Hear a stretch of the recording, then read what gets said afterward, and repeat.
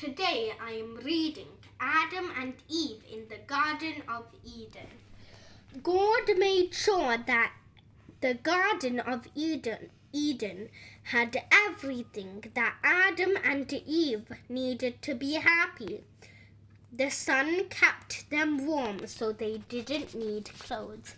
They weren't embarrassed about being naked. Anyway, a gushing stream gave them water. All sorts of flowers and plants and trees grew.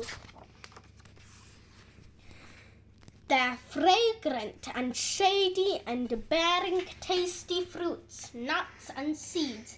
In the middle of the garden grew the two most beautiful trees of all, the tree of life and the tree of knowledge. Take care of my marvelous garden, God told Adam and Eve. Enjoy eating anything you like, except the fruits of the tree of knowledge. Please do not eat those. If you do, you will die. Adam and Eve did as they were told, and their life in the garden was wonderful until one day Eve met a snake. The snake was by the most cunning of all the creatures God had made. Very slyly it asked Eve, Did God really tell you not to eat from one of the trees? Yes, that one, replied Eve, pointing to the tree of knowledge. He said that if we do, we'll die. I don't think we are even allowed to touch it. Nonsense, hissed the snake. You won't die. God doesn't want you to eat that fruit, because if you do, you will become like him. You will know the difference between good and bad just as he does. Eve gazed nervously at the tree of knowledge. How beautiful it was! Its leaves whispered mysteriously in the breeze, and its branches stretched towards her. Its fruit hung down, ripe and ready to drop into her hand. How wonderful it would be to become wise, Eve murmured, overcome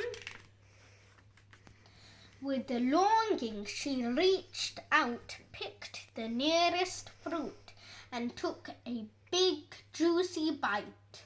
It was so delicious. Surely something that tasted so good could not be wrong.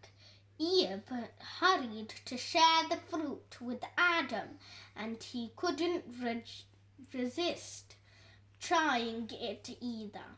Suddenly, Adam and Eve realized that they did indeed know the difference between good and bad, and what they had done was very wrong.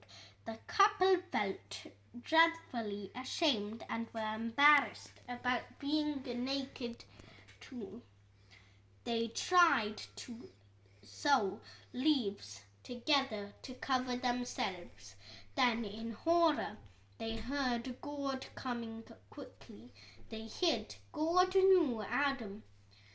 God called, Why are you and Eve hiding from me? The red-faced couple crept out, hanging their heads. We were frightened when we heard you, and also we weren't dressed. Adam mumbled, What has made you wanted clothes? And why are you afraid of me? God demanded. You haven't eaten the fruit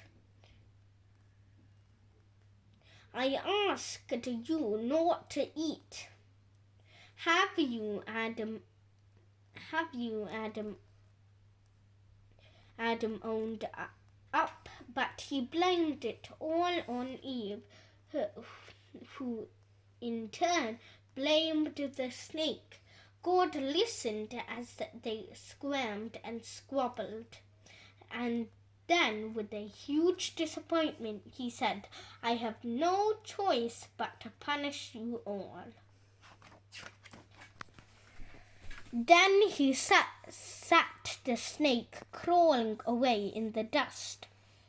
The enemy of humans forever, after making animal skin clothes for Adam and Eve, he turned them out of their beautiful garden home. From now on, you will have to fend for yourselves and struggle to grow food, God told them, and one day you will go back to being the earth from which I made you. You will one day die, he said. Angels with fiery swords to guard the tree of life so that Adam and Eve could not eat its fruit to save themselves from eventually dying. God watched in great sadness as the shamed couple walked out into the world.